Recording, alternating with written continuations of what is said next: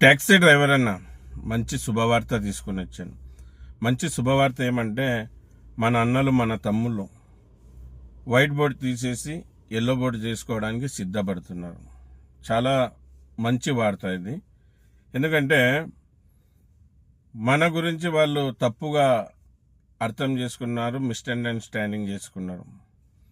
వాళ్ళకి చెప్పింది ఏంటి, మనం వైట్ బోర్డులు తీసేసి ఎల్లో బోర్డు చేసుకోండి అన్నాం. కానీ వాళ్ళకి అది తప్పు అనిపించి అనేక మాటలు మాట్లాడారు.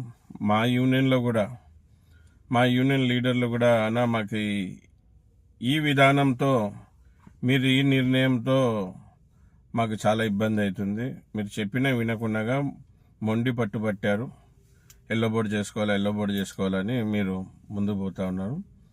కొంతమంది మన సభ్యులు కూడా దాని గురించి బాధపడుతున్నారని మన వాళ్ళు కూడా చెప్పారు. కానీ మన వాళ్ళకి తెలియంది ఏమంటే, వాళ్ళైనా మనమైనా అందరమైనా రూల్స్ అండ్ రెగ్యులేషన్తో నడవాల్సిందే. రూల్స్ అండ్ రెగ్యులేషన్తోనే మనం సమాజంలో బతకాల్సిందే. మనకంటూ ఒక చట్టం ఉంది, ఆ చట్టం ప్రకారంగా నేను నడుచుకోవాలి. మనకంటూ ఒక రాజ్యాంగం ఉంది, ఆ రాజ్యాంగం ప్రకారమే ప్రతి ఒక్కరం నడుచుకోవాలి.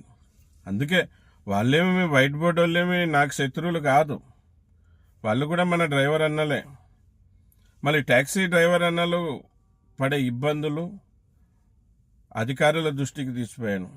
ట్యాక్సీ ఓనర్ కమ్ డ్రైవర్లు చాలా ఇబ్బంది పడుతున్నారమ్మా, చాలా బాధపడుతున్నారు. కనుక గౌరవనీయులు కర్నూలు జిల్లా కలెక్టర్గా మీరు ఉన్నారు కనుక ట్యాక్సీ ఓనర్ కమ్ డ్రైవర్లకు న్యాయం చేయండి. రవాణా శాఖ అధికారులకి మీరు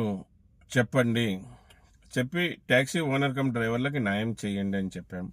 మళ్ళీ అలాగే గౌరవనీయులు ఆర్టీఓ డిటిసి గారిని కూడా కలిసి, అమ్మ ఇది మా సమస్య, ఇది మా బాధ, దీని ద్వారా మాకు కిరాయిలు లేకుండా పోతున్నాయి, మేము చాలా ఇబ్బంది పడుతున్నామని చెప్పాము. మళ్ళీ గౌరవనీయులు కలెక్టర్ గారు మాట్లాడారు, తర్వాత ఆర్టీఓ డిటిసి గారు కూడా మాట్లాడి అందరికీ చెప్పడం జరిగింది. మళ్ళీ మన సోదరులు, మన అన్నలు, మన తమ్ముళ్ళు ఈరోజు వైట్ బోర్డు తీసేసి ఎల్లో బోర్డు చేసుకోవడానికి ముందుకు వస్తూ ఉన్నారు. దాదాపుగా 65, 60, 70, 75 దగ్గరికి మన వాళ్ళు మార్చుకునే సిద్ధపడ్డారు. కానీ కొన్ని సమస్యలు ఉన్నాయి, చిన్న సమస్యలు, పెద్ద సమస్యలు కాదు. కానీ మన వైట్ బోర్డు డ్రైవర్ అన్నలకి అది పెద్ద సమస్యనే, మనం అనుకుంటే అది చిన్న సమస్యనే. మళ్ళీ రేపటి రోజున, సోమవారం రోజున కలెక్టర్ గారిని కలవబోతున్నాం. కలెక్టర్ గారిని కలిసేకి, ఆర్టీఓ డిటిసి గారిని కలిసేకి 2 కారణాలు ఉన్నాయి.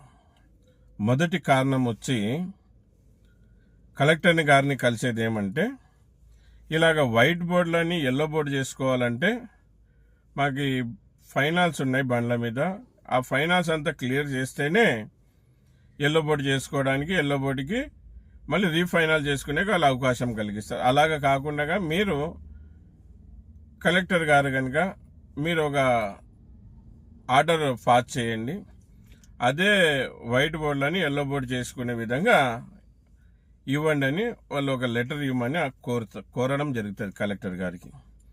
అలాగే ఆర్టీఓ డిటిసి గారితో కూడా, ఇది వీళ్ళకి ఇలాగైతేనే వాళ్ళు బతకగలరు గనుక, అందరూ నిరుపేద డ్రైవర్లు కనుక వాళ్ళు వైట్ బోర్డ్ని ట్యాక్సీ చేసుకోవాలంటే, అంతా క్లియర్ చేయాలంటే వాళ్ళతో కాదు కనుక, మళ్ళీ వాళ్ళకి మీకు ఏది మార్గం ఏది ఉందో దాని ద్వారా వాళ్ళకి ఇదే బండి ఎల్లో బోర్డు చేసుకొని ముందుకు పోయే విధంగా మీ ఫైనాన్స్ కంపెనీలు ముందుకు రావాలని వాళ్ళు కూడా ఇస్తారు.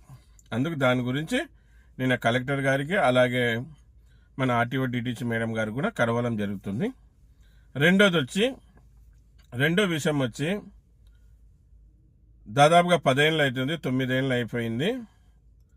62 రూపాయలు ఉన్నప్పుడు, 62 రూపాయలు డీజిల్ ఉన్నప్పుడు, గతంలో టీడీపీ ప్రభుత్వం అధికారంలో ఉన్నప్పుడు గవర్నమెంట్ ఆఫీసులలో రెంటర్ వెహికల్ అంటే గవర్నమెంట్ ఆఫీసులో ట్యాక్సీ ఓనర్ కమ్ డ్రైవర్ అన్నలు కార్లు కిరాయికి పెట్టింటారు కదా, అప్పుడు 62 రూపాయలు డీజిల్ ఉన్నప్పుడు 35,000 ఇవ్వడం జరుగుతుంది రెంటు. మళ్ళీ 62 రూపాయలు ఉన్నప్పుడు 30,000 10 ఏళ్ళ కిందట. ఇప్పుడు డీజిల్ ధర ఎంత? హితమైన వస్తువుల ధరలు ఎంత, మన ఆటోమొబైల్ షాపు ధరలు ఎంత, అన్ని ధరలు పెరిగాయి కనుక మాకు కూడా కిరాయిలు పెంచండి అని ప్రభుత్వ ఆఫీసులలో రెంట్కి పెట్టిన కార్ రెంట్లన్నీ కూడా పెంచాలనేది వాళ్ళ దృష్టికి తీసుకుపోతున్నాం. ఈరోజు వాళ్ళ దృష్టికి తీసిపోయి ఆ రెంట్లు పెరిగే విధంగా మాట్లాడబోతున్నాం. ఎందుకంటే ఓనర్ కమ్ ట్యాక్సీ డ్రైవర్ అయినా అతను ఒక డ్రైవరే కనుక అతని జీతం తక్కువ అంటే కూడా 15,000 వేసుకున్నా, మళ్ళీ అలాగే వాహనం తిరగాలంటే డీజిల్ వేయాలి కదా, ఆ డీజిల్కి ఒక 15,000 వేసుకున్నా 35,000లో 30,000 దీనికి వెళ్ళిపోతుంది. డ్రైవర్ శాలరీ 15,000, డీజిల్కి 15,000, మళ్ళీ మెయింటెనెన్స్, టూల్స్ అవన్నీ పోతే ఏం మిలగడం లేదు. చాలా ఇబ్బంది అయింది కనుక ప్రభుత్వ ఆఫీసులో పెట్టుకున్న రెంట్లు, కార్ రెంట్లు పెంచాలనేది విషయం మీద కూడా రేపు కలెక్టర్ గారిని కలవబోతున్నాం. మళ్ళీ అది కూడా ఈ సంవత్సరంలో అయిపోయి మళ్ళీ మన ట్యాక్సీ ఓనర్ కమ్ డ్రైవర్ అన్నకు మంచి రోజులు రావాలని, చేతి నిండా పని ఉండాలని ఆ భగవంతుడిని, అల్లాని, జీసస్ని, అందరు దేవుళ్ళని కోరుకుంటాను. మీరు కూడా కోరుకోండి. మళ్ళీ ఇదైతే నాకైతే చాలా సంతోషం కలుగుతూ ఉంది. ఎందుకంటే మన తోటి డ్రైవర్ అన్నలు ఎల్లో బోర్డు చేసుకోవడానికి సిద్ధపడ్డారు. ఇంకా 60-70 మధ్యలో చేసుకుంటామన్నారు. నేను కొంతమందితో ఫోన్లలో మాట్లాడడం జరిగింది, కలిసి మాట్లాడడం కూడా జరిగింది. ఇంకా మన కర్నూలులో ఉన్న పెద్ద ట్రావెల్స్ వాళ్ళు కూడా మనకు సపోర్ట్గా వస్తూ ఉన్నారు. వాళ్ళు కూడా చేసుకోవడానికి సిద్ధపడతా ఉన్నారు, చేపించడానికి కూడా సిద్ధపడతా ఉన్నారు. మళ్ళీ ఇదంతా కూడా మంచి శుభ సూచకమే.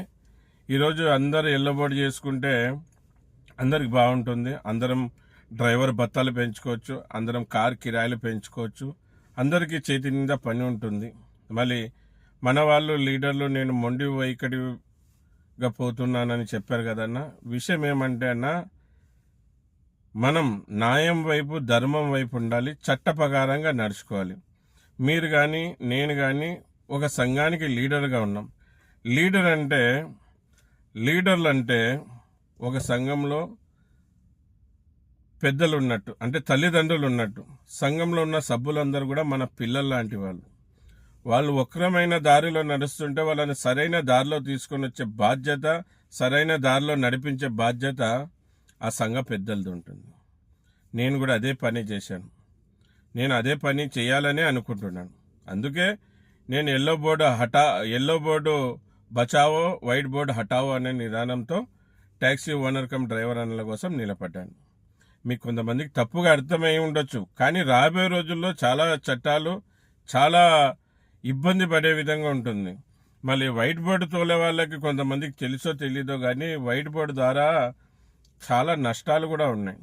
వైట్ బోర్డు వాహనం ఉంటే వైట్ బోర్డు వాళ్ళకి బియ్యం కార్డు ఉండదు, బియ్యం కార్డు తొలగిచ్చేస్తారు.